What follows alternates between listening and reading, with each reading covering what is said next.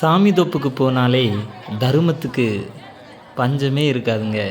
எல்லா இடத்துலையும் ஐயா பேரை சொல்லி அற்புதமாக தர்மம் கொடுத்துட்டே இருப்பாங்க.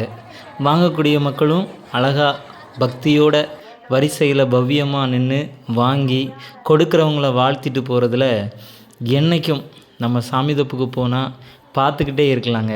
அப்படி தான் இன்றைக்கு பதிக்கு போன அந்த நேரத்தில் 2 ஐயா அழகா ஐயாவுடைய பேரை சொல்லி அன்பாக தர்மம் கொடுத்தாங்க. எல்லா மக்களும் வாங்கிறதுக்காக வரிசையில் நின்னாங்க. அதில் நாங்களும் கலந்துக்கிட்டது ரொம்ப சந்தோஷமாக இருந்துச்சு.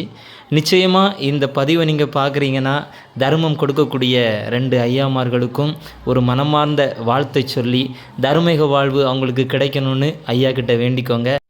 அவருடைய சிரிப்புக்கே நிறைய லைக் கொடுக்கலான்னு தோணுதுங்க.